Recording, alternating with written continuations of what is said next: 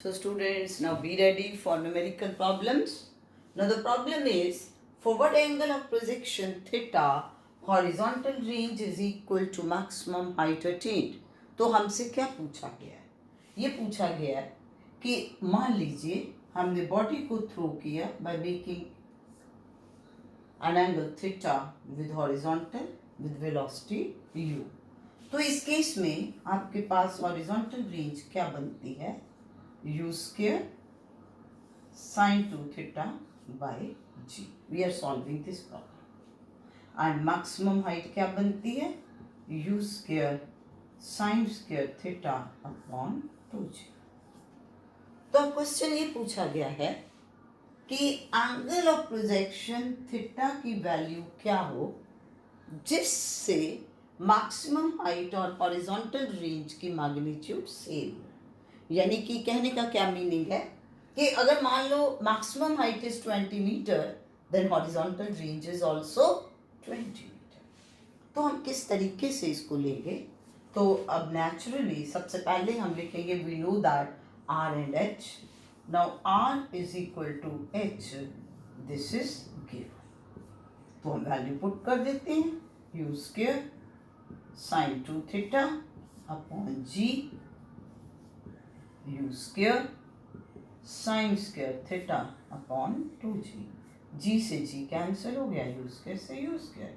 Now sin 2 theta means 2 sin theta cos theta. Sin square theta means sin theta into sin theta divided by 2. एक sin theta cancel हो गया. अब आपके पास अगर cross multiply कर देते हो तो 2 into 2 4 cos theta is equal to sine theta. cos theta को इधर ले जाओ तो ये आ गया 4 is equal to sine theta over cos theta. Now sine over cos is tangent theta. So that means आपके पास क्या आ गया कि tangent theta must be equal to 4 और you can say theta must be equal to tangent inverse 4. U पे नहीं depend करना, किस मर्जी वेलोसिटी की बात हम कर रहे हैं उसके अकॉर्डिंगली दोनों चीज़ें चेंज हो रही हैं.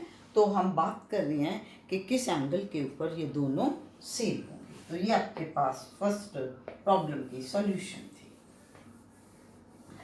अब आप लीजिए सेकंड प्रॉब्लम. सेकंड प्रॉब्लम में पहले हम प्रॉब्लम को एनालाइज करें कि क्या दिया है. इसमें ये दिया गया है कि projectile is projected with velocity u making an angle theta with horizontal. आगे क्या कहा है कि there are two times for which height attained is same. पहले देखिए कैसे. चलो हम ऐसा करते हैं, जरा ट्रेजेक्ट्री बना के देखते हैं. ट्रेजेक्ट्री क्या होता है? Path followed. ऐसे ही बनता है ना. तो अब मैक्सिमम हाइट को छोड़ के बेटा कोई भी पॉइंट लो तो ये देखो सिमेट्री है ना ग्राफ. तो इसका मतलब कि यहाँ पर वर्टिकल हाइट डिस्टेंस जो है वो हाइट ही हुई y1 है, यहाँ पर y2 है. तो क्या कहा गया है? If this y1 is equal to y2. तो यहाँ पर बॉडी को इस u वेलोसिटी के साथ थ्रो की है making an angle theta with horizontal. तो अब एक ये पॉइंट है A और एक ये पॉइंट है B.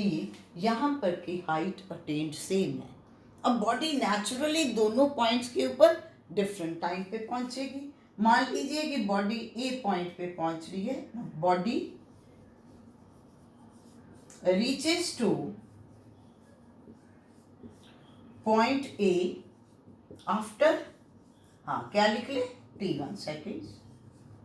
तो body reaches two point B after t2 seconds. तो अलग अलग टाइम पे पहुंची. तो यही है ना next. There are two times t1 and t2 for which height attained is same. अब हमें क्या शो करना है कि sum of the two times t1 plus t2 is equal to time of flight.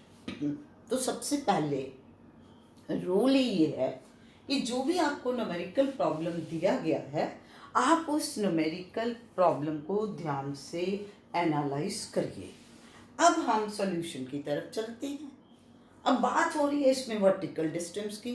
Vertical distance कि एक बात जब हो रही है तो सबसे पहले तो हम ये इसको यहाँ रिजॉल्व कर लेते हैं।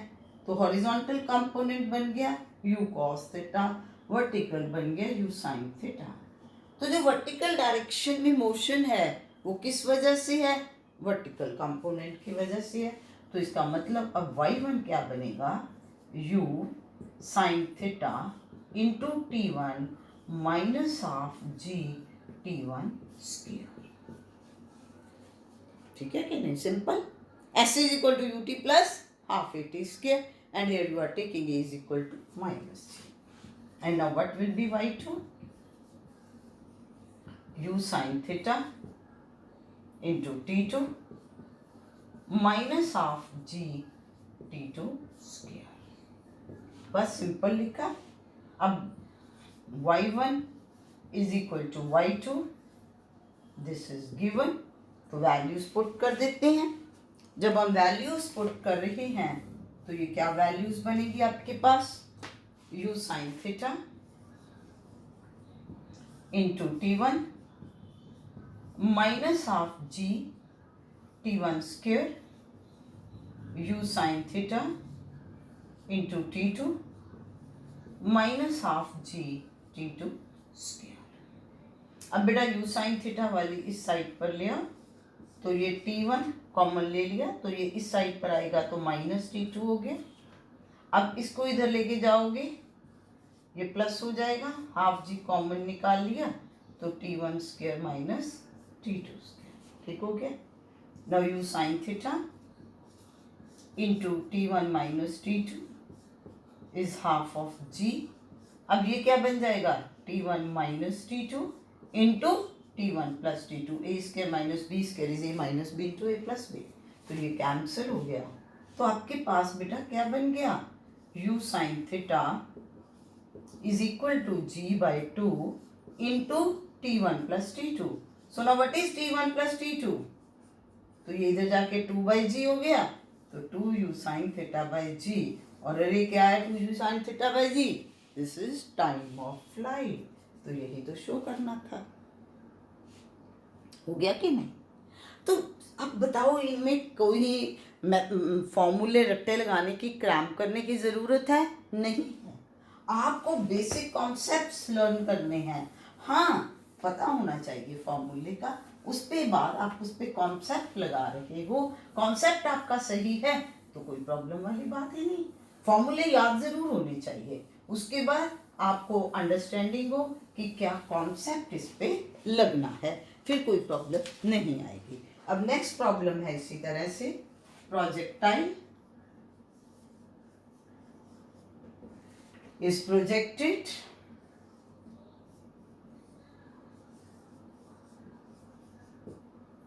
with velocity u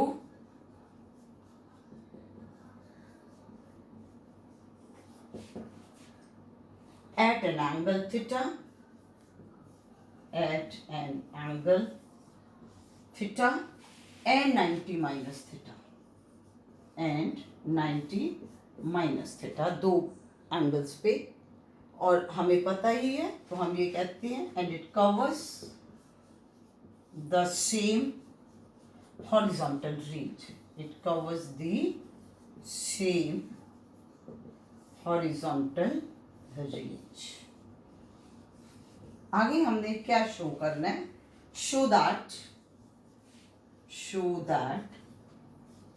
t1 t2 is equal to 2r by g, where t1 and t2 are time of flight in the two cases. t1 t2 के time of flight। अब इसमें सॉल्यूशन में देखो, पहले केस में बॉडी को हमने throw किया with velocity u making an angle theta, तो बेटा t1 टाइम ऑफ फ्लाइट क्या होता है? 2u sine theta by G, simple लिख लिया। उसके बाद सेकेंड केस में ये कब आएगा? Body is thrown by making an angle theta with horizontal. अब t2 को क्या लिखोगे? 2u sine of 90 minus theta by g. इसमें क्या हो गया कि body is thrown at an angle 90 minus theta with horizontal. तो सिंपल, हमें अब वो बात है ना कि कॉन्सेप्ट के साथ साथ अगर फॉर्मूला ही नहीं याद होगा तो क्या करेंगे, इससे फॉर्मूले लर्न करने जरूरी है। अब इसमें ये क्या बन गया, sine of 90 minus theta is cos theta. ठीक हो गया। अब आपने शो करना है प्रोडक्ट को, तो हम दोनों को मल्टीप्लाई कर देते हैं। T1 T2 क्या बन गया, 2u sine theta upon g into 2u cos theta upon g. अगर ध्यान से देखो तो ये 2u स्क्वायर, ये 2 ले लिया मैंने, u into you square. Next मैं लिख देती हूँ 2 साइन थीटा कॉस थीटा, ये वाला, ये साइन थीटा और ये मैंने 2 इधर ले लिया था, ये 2 cos theta divided by g into g. तो अब अगर आप ध्यान से देखें तो ये इसको मैं लिखती हूँ 2 बाई जी, ये वाली जी ले ली। आगे ये बन गया u square sine 2 theta upon g, ये u square. Now 2 sine theta cos theta is sine of 2 theta, sine 2 is 2 sine a cos a divided by this g. अब ये क्या है आर, तो ये क्या बन गया 2r बाई जी। यही तो हमें बताना था, यही बताना था ना। तो इस तरीके से इसमें ये आपके पास कंसेप्चुअल प्रॉब्लम्स हैं जो इस तरह की आ सकते हैं। बाकी अदरवाइज क्या है, आपको बेटा सिंपल अप्लाई करके तो निकालना ही सकता है। हाँ, उसमें भी होता है कि यू शुड नो कि भी हर एक प्रॉब्लम में कॉन्सेप्ट को अप्लाई करो।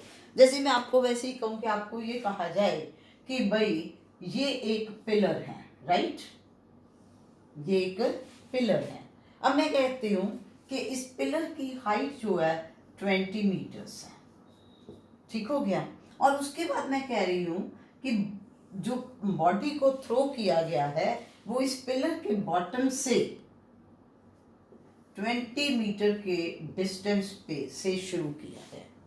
अब मैं आपसे ये पूछ रही हूँ कि with what velocity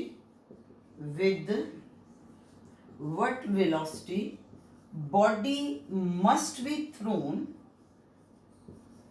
so that it just crosses the pillar.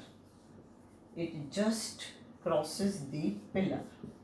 क्या मतलब है इसका कि भाई यहां से जब बॉडी को थ्रो करना है किस वेलोसिटी के साथ थ्रो करे कि वो बॉडी जो है वो यूं जस्ट क्रॉसेस का मतलब ऐसे जाए, ऐसे ही जाएगी ना, कि मतलब इसको बिल्कुल किया तो इसका क्या मतलब होगा।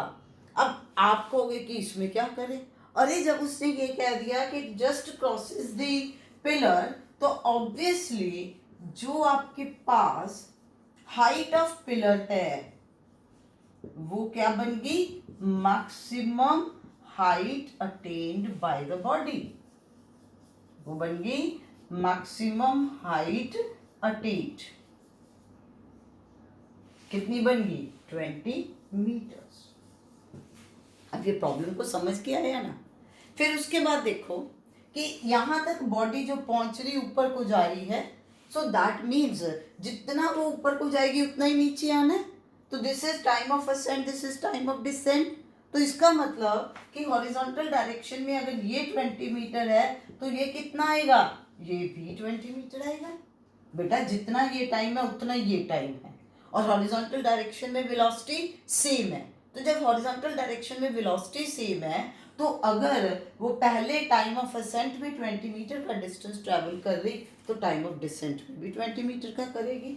तो इसलिए इसमें हॉरिजॉन्टल रेंज क्या बन जाएगी, इसमें हॉरिजॉन्टल रेंज बन गई 20 + 20 दैट इज 40 मीटर्स।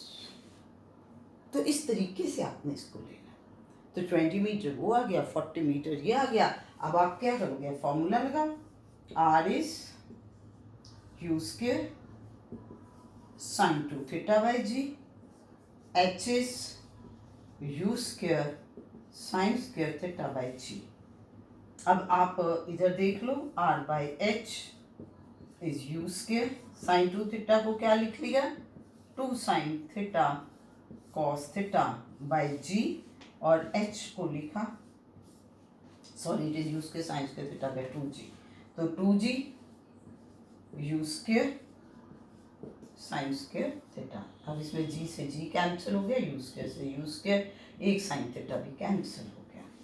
अब r कितना है, r is 40, h कितना है, that is 20, और इधर ये किसके बराबर है, 2 into 2 4, और ये cos theta upon sin theta is cot theta. ठीक हो गया. तो आपके पास अब यहाँ से cot थीटा की क्या वैल्यू बन गई, ये बन गई 2/4, 40/20 इज 2, ये इधर चला गया, इज 1/2, तो यहाँ से थीटा की वैल्यू आ गई. Now you substitute value of theta here, तो you will get value of u. तो इस तरीके से हम डिफरेंट प्रॉब्लम्स को करेंगे. So now you please try problems by yourself, ज़्यादा से ज़्यादा करिए, और जो डिफ़िकल्टीज़ है वो आप पूछ सकते हो कि किस तरीके से आपने इसमें करना है. Thank you.